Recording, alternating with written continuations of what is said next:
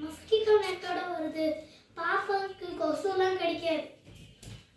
இதை நம்ம இப்படி வச்சு இந்த பேக்ல வச்சு எங்கேயாவது எடுத்துட்டு போயிருக்கலாம். உங்களுக்கு மறுபடியும் எடுத்துட்டு வந்து வச்சுக்கலாம்.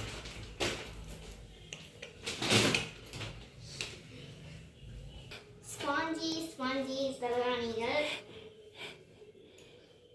மெத்துன்னு இருக்கு. நல்லா பெட்டு, அதுவும் அந்த பஞ்சு அப்படியே நல்லாவே அமுங்குது.